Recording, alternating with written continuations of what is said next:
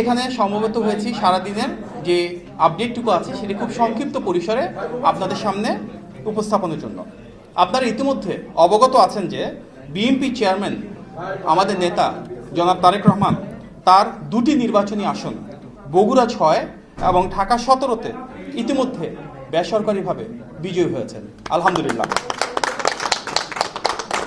আপনারা আরও অবগত আছেন যে গতকাল রাত থেকে আমাদের রাজনৈতিক প্রতিপক্ষ বিভিন্ন ধরনের কারচুপি, জালিয়াতি, কেন্দ্র দখল সহ নানা অপরাধে সম্পৃক্ত ছিল। তারপরও জনগণের আন্তরিক ভালোবাসা ও সমর্থনে আমরা দেখেছি ধানের শীষের প্রার্থীরা বিপুল সংখ্যক আসনে বড় ব্যবধানে এগিয়ে রয়েছেন। অনেকে এর মাঝে বেসরকারিভাবে নির্বাচিত হয়েছেন। জনগণের ভালোবাসায় সিক্ত দল বিএনপি ইনশাল্লাহ জনসমর্থন নিয়ে 2/3 বেশি আসনে বিজয়ী হয়ে সরকার গঠন করবে। এখন পর্যন্ত প্রাপ্ত ভোটের হিসাব ও আসন ভিত্তিক বিস্তারিত তথ্যের ভিত্তিতে এই বিজয় নিয়ে আমরা অত্যন্ত আত্মবিশ্বাসী। আপনারা নিশ্চয়ই দেখেছেন আজকেও দেশ জুড়ে বিভিন্ন জায়গায় অনেক ধরনের কারচুপি, জালিয়াতি এবং সহিংসতার ঘটনা ঘটেছে। বিশেষভাবে নির্দিষ্ট কিছু আসনে নির্দিষ্ট কিছু প্রার্থীকে বিজয়ী করে আনার জন্য এক ধরনের ইলেকশন ইঞ্জিনিয়ারিং আজকে হয়েছে। এটা বিশ্বাস করার যথেষ্ট কারণ রয়েছে আমাদের হাতে।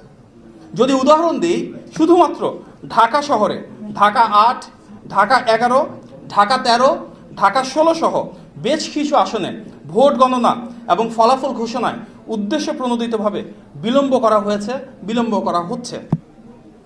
বিএনপি কিংবা ধানের শীষের বিপুল ব্যবধানে অপ্রতিরোধ্য যে বিজয়, সেই বিজয়ের ব্যবধানটাকে কমিয়ে আনার জন্য একটি নির্দিষ্ট রাজনৈতিক দল অপপ্রচার এবং নির্বাচনী আচরণবিধির লঙ্ঘন করেছে।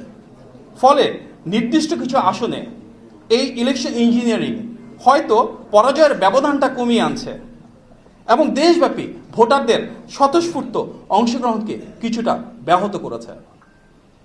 আপনারা আজকে সারাদিন আমাদের সাথে সময় দিয়েছেন, সেজন্য আন্তরিকভাবে ধন্যবাদ জানাচ্ছি। এবং গণতন্ত্রকামী মানুষ যে উৎসাহ এবং উদ্দীপনার মাধ্যমে দীর্ঘ 18 বছর পর তাদের ভোটাধিকার প্রয়োগ করেছেন এবং পছন্দের প্রার্থীকে ভোট দিয়েছেন, এই জন্য আন্তরিকভাবে শুভেচ্ছা জানাই। আপনাদের সবাইকে ধন্যবাদ। সালাম, আসসালামু আলাইকুম। আজকে কোনো প্রশ্ন